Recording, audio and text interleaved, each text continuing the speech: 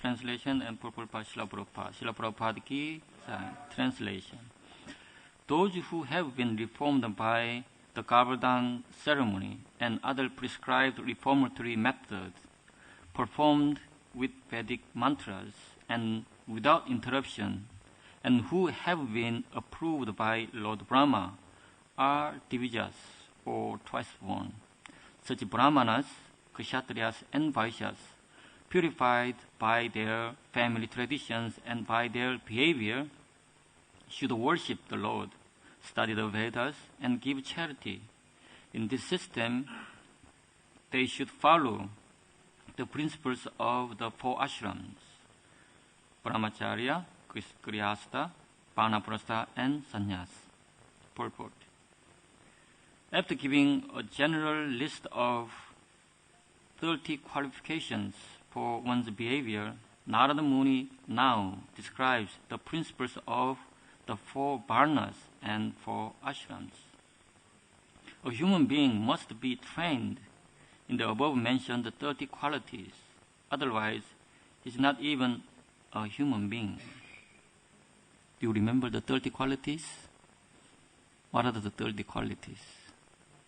Without practicing these 30 qualities, Prabhupada says he's not a human being. Any? Huh? Austerity, and then self-control, cleanliness,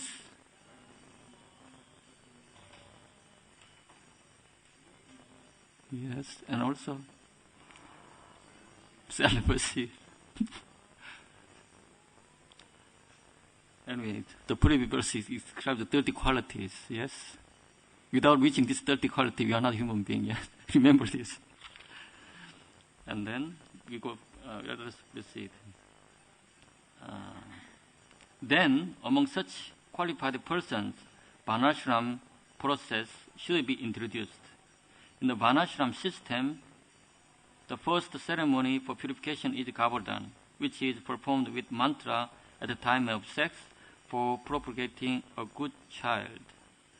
So, Varnashram system is based on this the 30 qualities. Whether you are Sudra or Vaishya, it doesn't matter.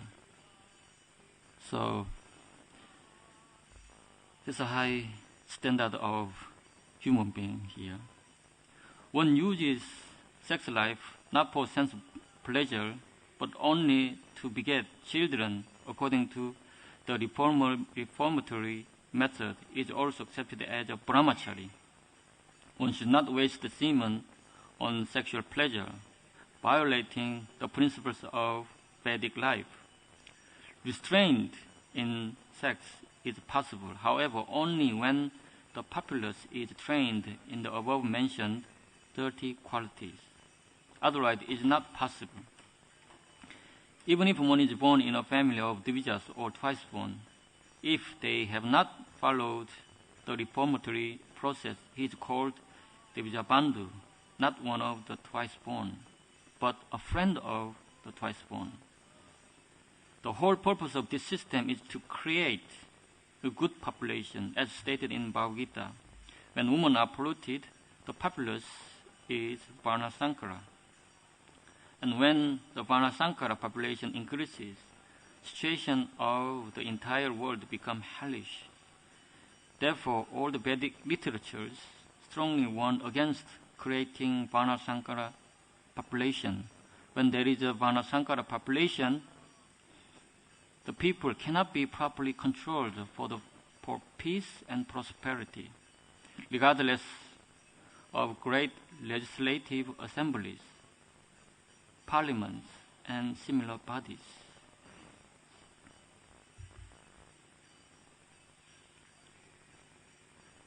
Om Jnana Timirandasya Jnananjana Shalakaya Chakshur Umilam Yena Tasmai Sri Gurave Namaha.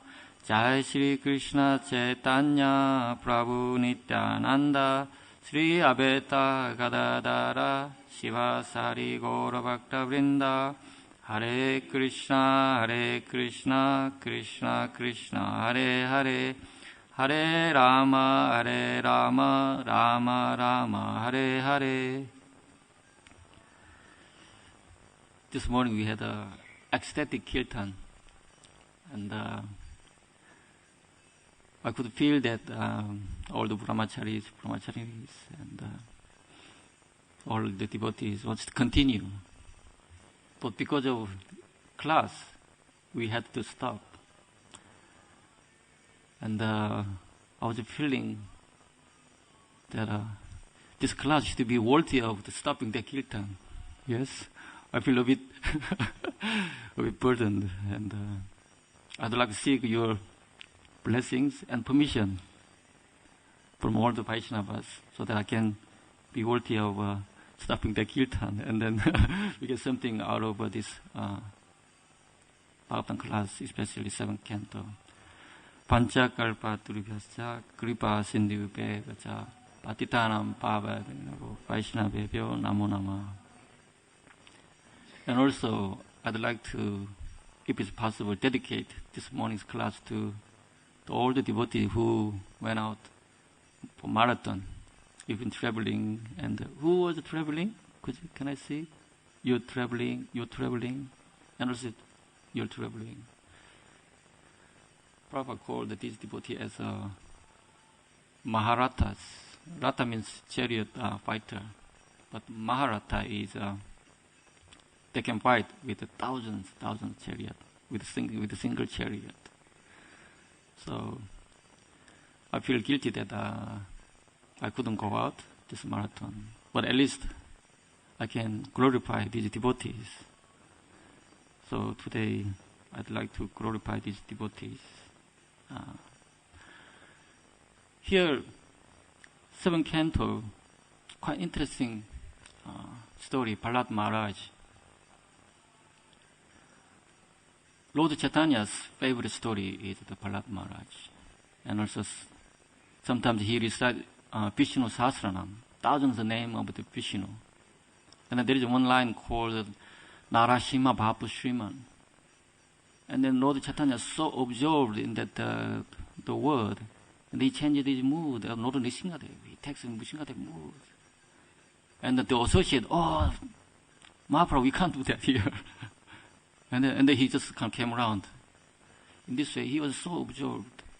And also, Bhaktisiddhanta Saraswati Thakur, he said that before you reach 10th canto, before you read the 10th canto, especially the Gopi Leelas, you should read Prahlad Maharaj's story 108 times.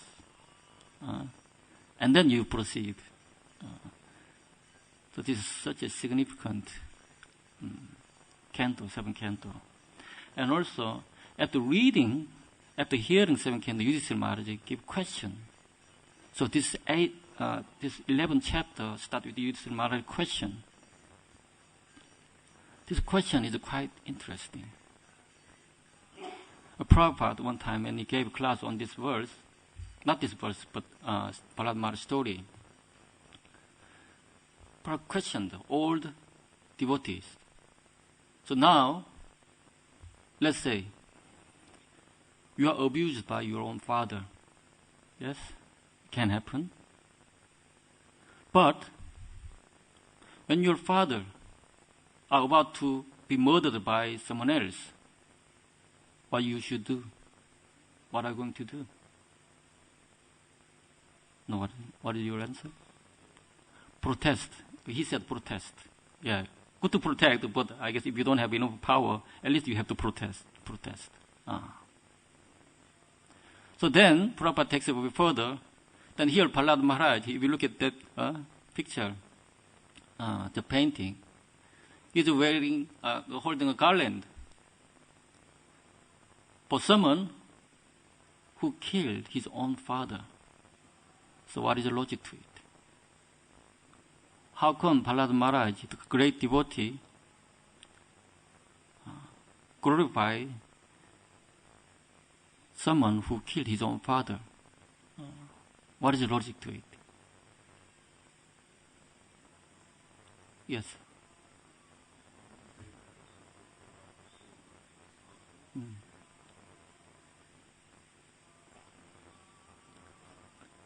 He's happy. But why? Because abused? Anyone else? Yes.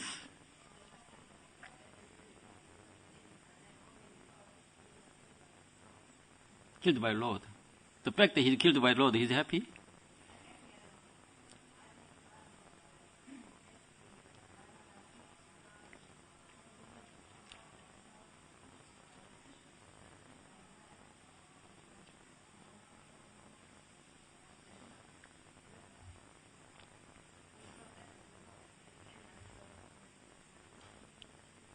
Anita Mataji, would you like to say something?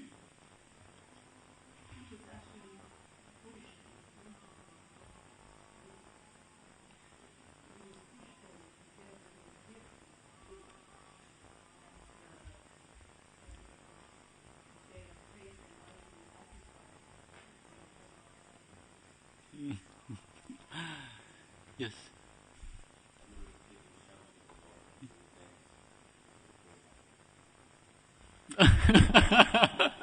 Would you like to say something over there? Yes? Your father is Krishna, so Hiranyakashipu is not his father. That's why it doesn't matter. Yes, Prabhu.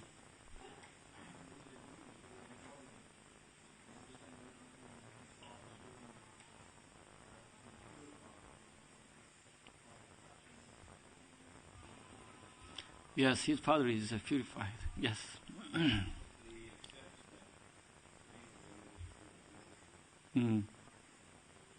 It was necessary. Yes, all good answers. But ultimately, it's good for his father. By being killed by Lord Nrsingadev, actually he can go back to where he was originally. Yes. So now, but after hearing this, Yudhishthira Maharaj, then what is the right thing to do as a human being? So here he questions the second verse in this chapter. Bhagavan Shrotum Ichami. Shrotum Ichami. Ichami means I want. Shrotum, I want to hear. Bhagavan, I want to hear. Nrinam Dharmam Sanatanam. Nrinam, as a human being, Dharmam Sanatanam. What is Sanatan Dharma? Ultimately, what is the right thing to do? So Dharma can be interpreted or translated in so many words. But here specifically, we can understand as what is the right thing to do. And also adharma is then what is not right thing to do. That's why in Bhagavad Gita, Krishna said, Yada yadi dharmasya glanir bhavati bharata.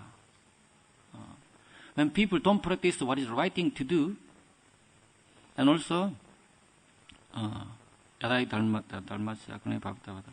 Abhyuttanam adharmasya tadatmanam srijamnyam. And so people just do what is not right thing to do. At that time, I will come. And after coming back to this place, what did he do? Paritranaya sadhunam. He established the person who practicing or the person who is saying what is right thing to do. So this is his mission. So nowadays, people are either they know what is right thing to do, but they can't practice, or they mixed up. What is not right thing to do, they think that as the right thing to do. This is a kind of a phenomena of this material world at the moment. Is that correct? You know, to Pramana, Prabhu gave class last Friday. It's Friday, right? It's a wonderful class that he mentioned that on the street, he stopped one person. He spoke about vegetarianism. And then the person answered, all right, mate, I know that. I think that's right, but I can't stop eating meat. This type of people, like Dhritarashtra. Dhritarashtra says that 자남이 닮음, 나찰매, probability. I know 닮음, but probability, I can't do it. 자남이 아닮음, 나찰매, nibility. I know 아닮아. I know what is the wrong thing to do, but I can't stop doing it. So this is the Dhritarashtra case. At least this case, we can make some step forward. But some people, it's like Duryodhana. They completely wrong understanding. Now, you know the story that, the Arjuna and the Duryodhana, they had a race and they had to go to Krishna, and then they, the person who arrived first, they can have a right to ask first, to Krishna to join their army. And then Krishna asked Duryodhana, what do you want? And the Duryodhana said, of course, I want your army rather than you. And then Arjuna, I don't want anything else but you. So, but in this day and age, people are more like, rather than Dhritarashtra, actually it's like Duryodhana. So here, I have one paper. Why people are like Duryodhana. McDonald's responsible for the slaughter of 67,000 cows per day. McDonald's opened in 1955. Since then, they are proud to advertise that 247 billion beef burgers have been sold. They are proud. On the web are many sites analyzing this, and we find that they can get 2,024 burgers from one cow. 247 billion divided by 2,024 equals a total of 122 million cows slaughtered so far. Can you imagine? 122 million cows slaughtered so far. Since the last 5 years, McDonald's boasts of serving over 5 billion burgers per year. That makes 25 million cows per year.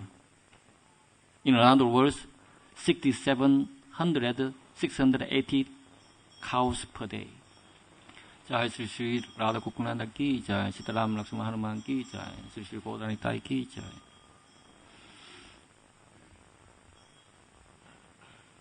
So, people talking about, in these days, a lot of social unrest or rioting around the world. This is being directly caused by increased slaughter of animals. The most confidential and recognized economist in the world, the United States Federal Reserve Chairman, Ben Bernanke, recognized this issue this month, and so does the United Nations. And the UN Food and Agriculture Organization food price index on Thursday touched its highest level since records began in 1990s, as rising food prices showed no sign of relenting and prompting concerns of social unrest. Here's something interesting. This person, the so-called most influential economist in the world, he said, as people's diet are becoming more sophisticated and they eat more beef and less grains and so on, the demand for food and energy rise, and that's primary long-term factor affecting the real price of commodity and food. Because he's saying the sophisticated taste, which means they develop tasting for meat more, especially beef. Because in order to provide beef, actually they need to produce more grain, and this grain goes to the feeding the cows. That's why food prices go up. Each year, Tesco or any supermarket, the prices are going up. Because this factor actually is affecting food prices goes up, and all other prices going up, other commodity also. And then this describes a further explanation. Comparing production of beef to wheat. It takes 18 times more fossil fuel per calorie to produce beef compared to wheat. And it takes 15 times the land to produce beef. And it takes 200 times the water to produce a pound of beef compared to wheat. And also, listen to this. The animals are bred by meat producers and fattened up by giving them about 16 pounds of grain for every pound of beef produced. So now, the world food market, actually the price of food is determined in Chicago, in the World Food Trade Center. And then 1/4 of food, as soon as they set the price, 1/4 of food they go to just to feed the animals. And also, 1 minute a day, and 1 minute, every minute, a child dies out of hunger, out of starvation. And also, every 5 minutes, a child is going blind because of malnutrition. This is a phenomenon of the world. So people think it is natural thing to go to McDonald's for lunch. But this is not right thing to do. So that now, after hearing this of Prahlad Maharaj's story, Yudhishthira Maharaj questions, as a human being, what is the right thing to do? And then he explains that actually you have to understand the Dharma, Sanatana Dharma. If we translate the Dharma as the right thing to do, then somehow we get better understanding. Kshatriya Dharma, Sudra Dharma, or Dharma. So that if we say Brahmana Dharma means what is the right thing to do for Brahmana. If it's Vaishya Dharma means what is the right thing to do Vaishyas. If there is called, another terminology called Raja Dharma. So what is the right thing to do for the king? So in this way, this chapter is dedicated to teach us Dharma. That's why Bhagavad starts with the Dharma and ends with the Dharma. But interestingly enough, Bhagavad says that at the end you have to give up this Dharma. Quite interesting. And also, all the Vedas, conclusion of Vedas has to do with the Dharma. Here, Upanishad, in Taittiriya Upanishad, here we heard so many times, Matri Deva Baba, Pitri Deva Baba, Acharya Deva Baba, Atiti Deva Baba. You worship your mother as good as God, and then father, and then guest, and guru. You worship them as good as God. And also, it says that, Satam Bada Dharmam Chara. Always speak truth, and also, Dharmam Chara. You practice Dharma, your own Dharma. So this is, it says that here, this is the command, this is the teaching, this is the secret doctrine of the Veda, this is the introduction, this should be, thus in this one should one worship all these things. And then, this chapter, the title is called, Exhortation to the Departing Students. So when the child finished the Gurukul, they recited this one. And now still, in Varanasi Hindu University, this passage is read by Vice Chancellor on the graduation day. And then they are advised not to give up the world, but to lead virtuous lives as householders and to promote the welfare of the community. So, when they finish university, actually they recite this verse. And then Dharmam Chara, you practice Dharma. So Dharma is such a thing that we have to practice. So we have the specification of Brahmana Dharma, Kshatriya Dharma, Vaishya Dharma, and Sudra Dharma. But the question arises that we have to go beyond this Dharma. Why? It's not that Dharma, which means you have to give up your if you belong to a certain social order and spiritual order. It's not that you have to give up. Actually, you have to practice your own dharma and go beyond that basis. If I give you example, for example, what should I say? There was one time in the second floor we have a treasury. Yes, at that time there wasn't a lock. Nowadays, if you go in the treasury, you have the buzzer. Yes, and then they let you in. Long ago there wasn't buzzer, and the one thief came. He went inside and grabbed the money, and then they walked out. And nobody stopped it. Because he's scared of this thief. And then one person trying to stop, but somehow he couldn't stop. He was such a big guy, and then he just grabbed the money and just walked out. And then within the devotees, like there was a discussion. Oh, you saw it. Why didn't you stop? And then he said, I'm Brahmana, I can't fight.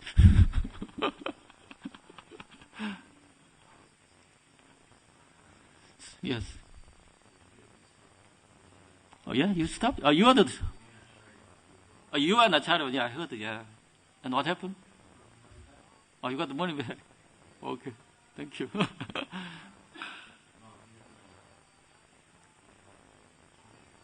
Oh, you have to?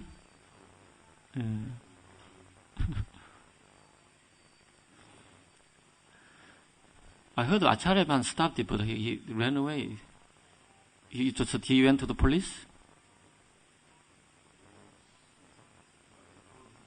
Okay. Okay, yeah. Okay. Oh, thank you. I heard only half of the story then. Mm. Mm. Mm. Mm. Okay.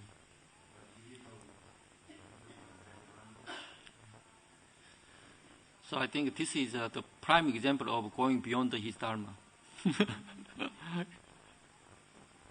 So this is the thing that sometimes people get stuck in their own jurisdiction or their own definition of the dharma, and they get stuck in. But actually, as Bishop Bhagavad did, that for the service, we have to go beyond that. Ultimately, here today, I wanted to quote this. I know you are very familiar with this talk between Lord Chaitanya and Ramananda Roy. That here,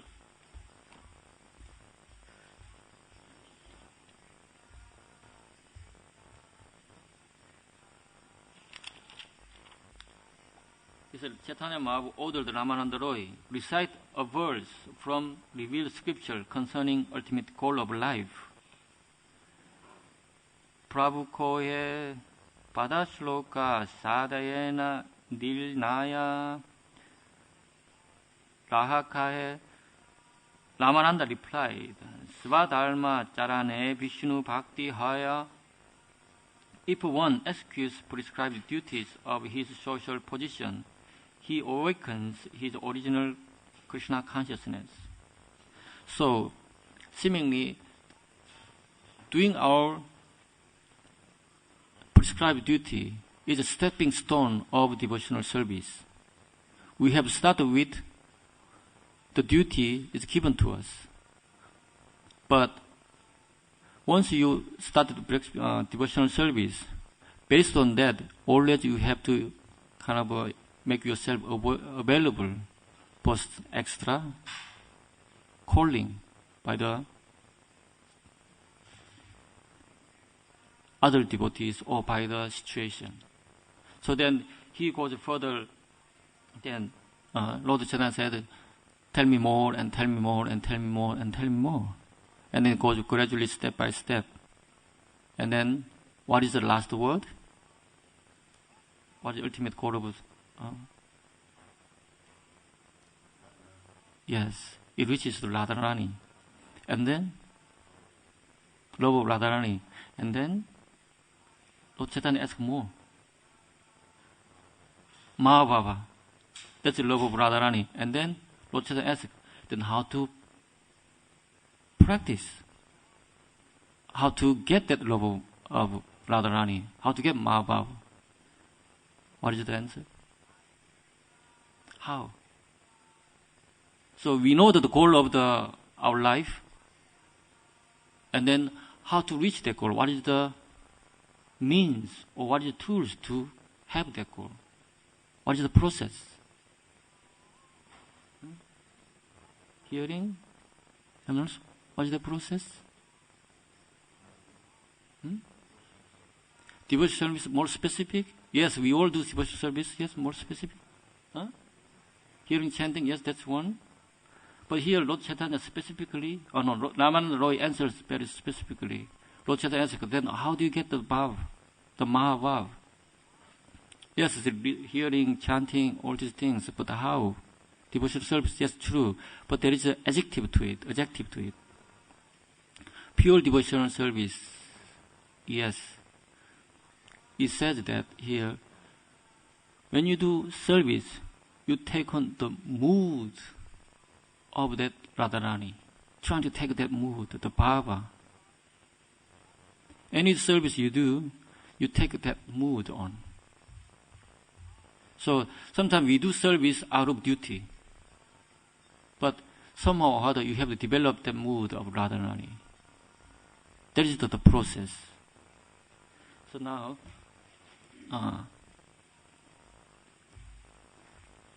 as I mentioned, I'd like to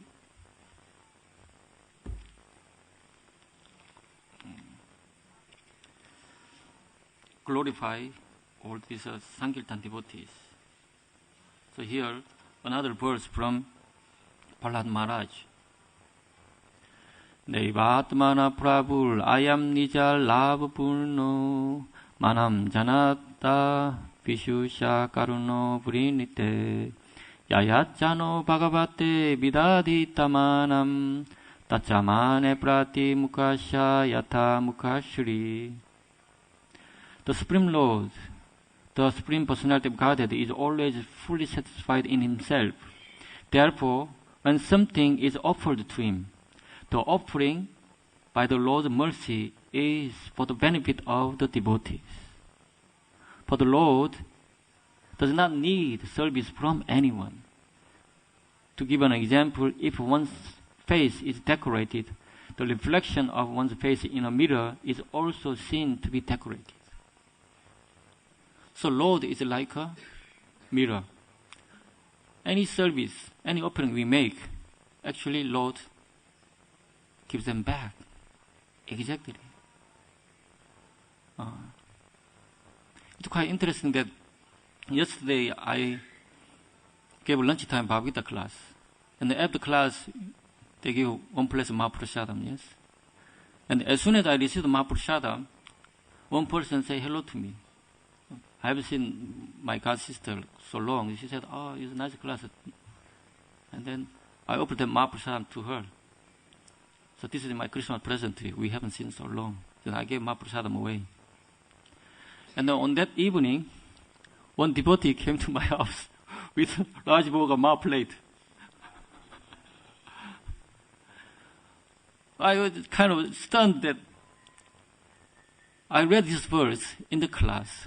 And the evening, that Mahaprasadam, I gave away, came back straight away on that evening. It may not happen that regularly, but this is, I felt a great indication from the Lord that it does happen, maybe in the different format. Yes? And here, let me read this purport.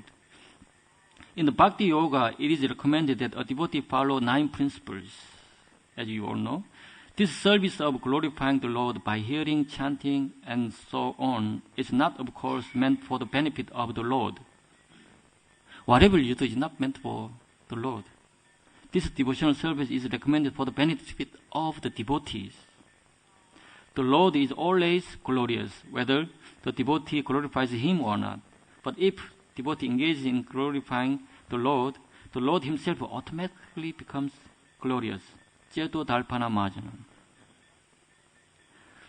By glorifying the Lord constantly, the living entity becomes purified in the core of his heart. And thus, he can understand that he does not belong to the material world, but is a spirit soul, whose actual activity is to advance Krishna consciousness, so that he may become free from material clutches. The hard endeavor you made, actually, you cleanse your heart so nicely by this book distribution in such a cold weather. Thus, the blazing fire of material existence is immediately extinguished. A foolish person is amazed that Krishna orders Sarvadharman Parityajam Mahamekam Saranam Vraja, abandon all varieties of religious activities and just surrender to me. Some foolish scholars even say that this is too much to demand. But this demand is not for the benefit of the Supreme Personality of Godhead. Rather, it is for the benefit of human society. So now, what Sankhya devotee did on the street, and then stop a person that trying to give up your meat, and then take this book. It looks like a simple activity, but actually this activity itself, it goes for the welfare of real welfare of human society. If people more take up vegetarianism, if it eat less beef, actually it will help our economy. Everybody interested in this economy. Ultimately, these activities, what you have done, actually, ultimately, what David Cameron cannot do, actually you are doing.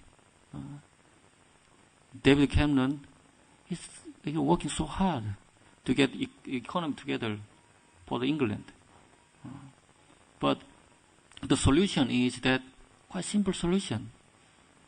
People need to take more vegetarian food rather than meat. So this will resolve all the problems. Does it make sense?